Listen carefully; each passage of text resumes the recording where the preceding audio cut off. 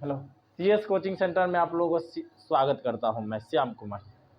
कैसे हैं आप लोग बच्चे? उम्मीद करते हैं अच्छे हैं। आज हम नया टॉपिक लेके आए हैं आप लोगों के बीच।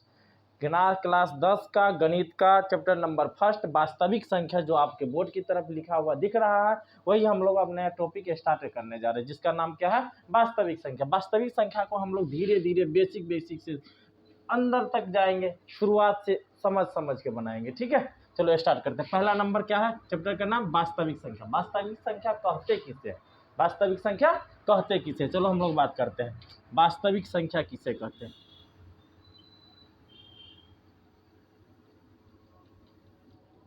वास्तविक संख्या इंग्लिश में बोलेंगे उसे रियल नंबर। क्या बोलेंगे? Real number. Real number, real number किसको बोलते हैं वो चीज समझ लो। परिमेय संख्या का समुच्चय और अपरिमेय संख्या का समुच्चय दोनों को जब हम सम्मिलित कर देंगे तो क्या बनेगा? वास्तविक संख्या। तो इसको हम लोग डिफिनीशन में देखेंगे। परिमेय संख्या का समुच्चय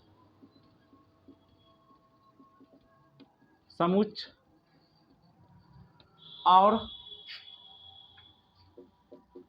अपरिमेय संख्या का समुच्चय।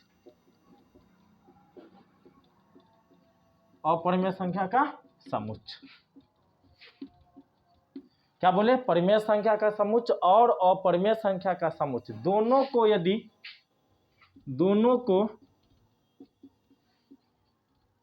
सम्मिलित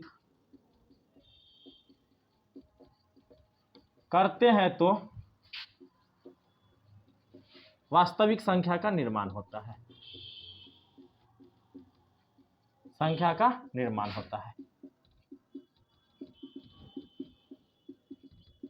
क्या बोले? वास्तविक संख्या, परिमेय संख्या का समुच्चय और अपरिमेय संख्या का समुच्चय दोनों को यदि हम लोग सम्मिलित करेंगे तो क्या चीज का निर्माण होगा? रियल नंबर का, यानी बोले तो वास्तविक संख्या। हो गया। अब हम लोग समझेंगे कि परिमेय संख्या किसको बोलते हैं और अपरिमेय संख्या किसको बोलते हैं। परिमेय संख्या को इंग्लिश में हम लोग बोलेंगे रेशनल नंबर और परिमेय संख्या को बोलेंगे इनरेशनल नंबर। क्या बोलेंगे? गौर से सुनो। परिमेय संख्या को क्या बोलेंगे? रेशनल नंबर, और अपरिमेय संख्या को हम लोग क्या बोलेंगे? इनरेशनल नंबर। परिमेय संख्या को क्या बोले? रेशनल नंबर, और परिमेय संख्या को क्या बोलेंगे? इनरेशनल नंबर। अब तुम लोग को पता ही नहीं होगा कि परिमेय संख्या किसे कहते हैं। अब हम लोग बात करेंगे परिमेय संख्या किसे कहते हैं। अपरिमेय संख्या दोनों को अलग अलग निकाल के हम लोग संशोधन करके बताएंगे। ठीक है, पहला नंबर परिमेय संख्या। परिमेय संख्या इंग्लिश में बोले तो रेशनल नंबर। Rational number. चलो बात करते हैं रेशनल नंबर। तुम लोगों को पहले बचपन में क्लास 3, 4, 5 में पढ़ाया होगा कि भिन्न बराबर क्या होता है? अंश बटा हर। भिन्न बराबर क्या होता है?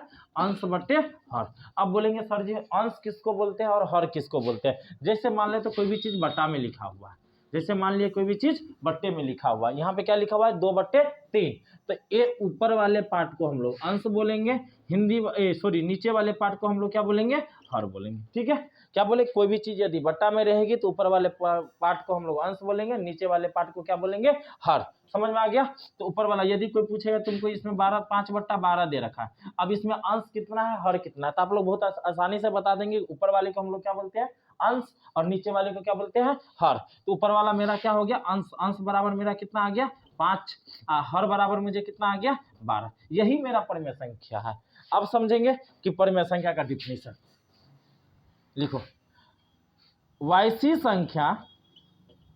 संख्या जिसे P बटा Q मतलब क्या हो गया? अंश बटा हर। हर में P बटा Q के रूप में लिखा जा सके उसे परिमेय संख्या कहते हैं। परिमेय संख्या कहते हैं। क्या बोले? परिमेय संख्या कहते हैं। समझ में आ गया? ऊपर वाले को हम लोग क्या बोलेंगे? अंश, नीचे वाले को क्या बोलेंगे? हर। वैसी संख्या जिसे अंश और अंश बट्टे हर के रूप में हम लोग लिख देंगे उसको हम लोग क्या बोलेंगे? परिमेय संख्या। जैसे अभी तुम लोग के सामने में बोले 2/3, 5/12, 6/18, ये सब हमारा क्या हो गया? परिमेय संख्या। अब ये भी समझ लो कि दो भी परिमेय संख्या, बोलेंगे सर जी दो में तो बट्टा तो नहीं है, तो बट्टा नहीं है तो हम कैसे समझेंगे कि इसमें बट्टा रहेगा, तो इसमें हम लोग बट्टा में 1 डाल देंगे, तो ऊपर वाला क्या हो जाएगा अंश, नीचे वाले क्या हो जाएगी हर, तो 2/1 तो आ गया, इसका मतलब हमारा 2/1 भी क्या है परिमेय संख्या। तो इसमें मत कंफ्यूज रहना तुम लोग कि यहाँ पे 4 है, अब 4 परिमेय संख्या है या नहीं है, क्यों है, क्योंकि उसके बट्टे में हम लोग क्या है 1 लिख सकते हैं, कोई दिक्कत। चलो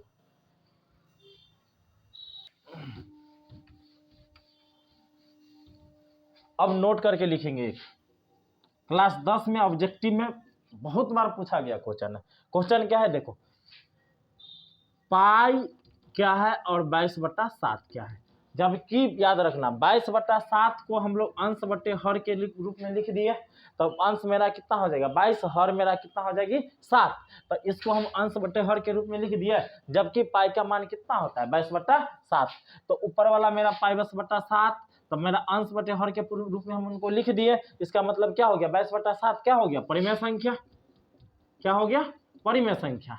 और उसके बाद पाई को तो हमको पता नहीं है, तो पाई हमारा याद रखना पाई मेरा अपरिमेय संख्या है, जबकि 22/7 मेरा क्या है परिमेय संख्या है, परिमेय संख्या। फिर से हम एक बार रिपीट कर रहे हैं, पाई कोई पूछेगा पाई परिमेय संख्या है कि अपरिमेय संख्या, तो हम लोग क्या बोलेंगे पाई अपरिमेय संख्या, पाई क्या है अपरिमेय संख्या, जबकि 22/7 मेरा क्या है परिमेय संख्या। समझ में आ गया। अब हम लोग ये सब तुम्हारा रियल नंबर का बेसिक था, जिनमें हम लोग उनको छोटी मोटी बात, बहुत ज्यादा हम उसमें डीपली में नहीं जाएंगे, शॉर्टकट में निकालेंगे, क्योंकि हम लोग को कंसेप्ट नहीं पूछा जाता है पेपर में, हम लोग को पेपर में पूछा जाता है कि क्वेश्चन कैसे सोल्व करें। तो हमारी क्लास 10 का पहला नंबर टाइप 1 में देखेंगे। टाइप 1 में मेरा कौन सा टॉपिक रहता है, तो मेरा टॉपिक यही रहता है कि यूक्लिड विभाजन विधि से मुझे एलसीएम और एचसीएफ ज्ञात करें। यूक्लिड विभाजन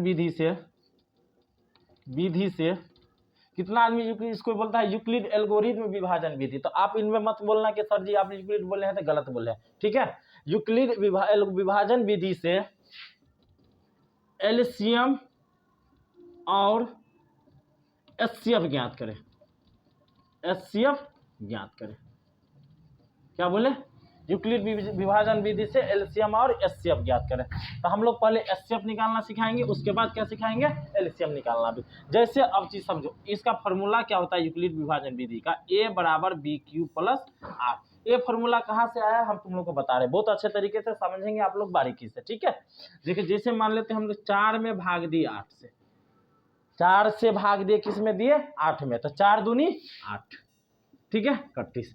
तो ये मेरा क्या हो गया सॉरी क्या हो गया, ये मेरा हो गया भाज्य, ये मेरा हो गया भाजक, ये मेरा हो गया भागफल, और ये मेरा क्या हो गया शेषफल।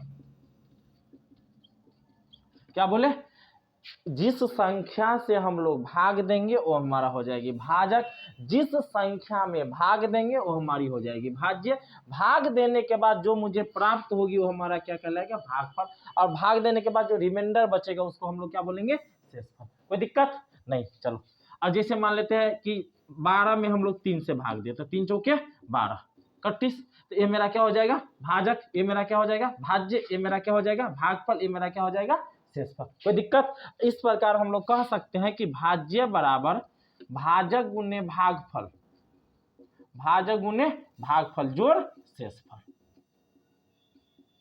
समझ में आ गया।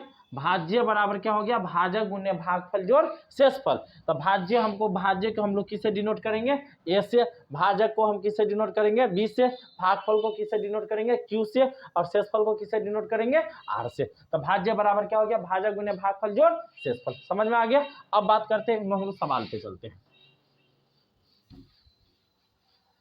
जैसे हम क्या बोले अभी कि तुम लोग एलसीएम बाद में निकालना सिखाएंगे, पहले हम क्या निकालेंगे एचसीएफ, ठीक है एचसीएफ। तो देखो कैसे निकालते हैं। जैसे हमारा पहला नंबर सवाल रहा, आप लोग के पास 4 और कितना डाला जाए 24, सॉरी 4 और 6 डालते हैं। 4 और 6 को 6 में यूक्लिड विभाजन विधि से, यूक्लिड आप लोग लिख लो, 4 और 6 को यूक्लिड विभाजन विधि से एचसीएफ निकाले। क्या निकाले एचसीएफ। पहला नंबर सवाल पे हम लोग बात करते हैं। तो ए तो हम लोग को डायरेक्ट हम लोग को पुट करने में थोड़ा तकलीफ होगी। तकलीफ इसलिए होगा क्योंकि हम लोग बचपन से भाग से बना रखे हैं एलसीएम निकालना, सॉरी एचसीएफ निकालना, ठीक है। तो भाग से जब हम उनको निकालेंगे तो हम लोग को आसानी हो जाएगी। देखो 4 एकान 4, 2 से फिर इसमें भाग देंगे, 4 2 दूनी 4, समझ में आ गया। तो ये मेरा क्या हो जाएगा, एचसीएफ हो जाएगी, कोई दिक्कत। तो एचसीएफ मेरा क्या हो गया 2। अब हम लोग बात करते हैं, इसमें दे दिए। अब देखो मेरा एल्गोरिथम विधि बराबर क्या होता है, ए बराबर बी क्यू प्लस आर। इसको हम लोग शायरी में करेंगे या नहीं तो आप पेपर में भी कर सकते हैं, कोई तकलीफ नहीं होगी। नंबर आप लोग का बिल्कुल भी नहीं कटेंगे, इसके लिए आप लोग परेशान मत होइएगा, ठीक है। तो ए बराबर बी क्यू प्लस आर। तो अब समझो ए मेरा क्या है, इसको हम लोग ए को क्या बोलते हैं, भाज्य। तो भाज्य मेरा क्या हो गया 6। और उसके बाद क्या बोला बी क्यू, तो हम इन दोनों को गुना करेंगे, क्या करेंगे, इन दोनों को 4 गुने 1 और प्लस शेष फल मेरा कितना हो गया 2। तो 4 गुने 1 प्लस में कितना आ गया 2। तो 4 एकान 4, 4 एकान 4 और 2 6 आ गया। अब हमको क्या निकालना है, फिर भाज्य इसमें मेरा क्या है 4। तो 4 को क्या लिखेंगे 2 गुने 2, 2 गुने 2 प्लस 0। ये जब तक करेंगे तब तक जब तक हमारा रिमाइंडर कितना ना आ जाए, शून्य ना आ जाए, ठीक है। तो एचसीएफ मेरा क्या हो जाएगा 2। चलो नोट करो जल्दी।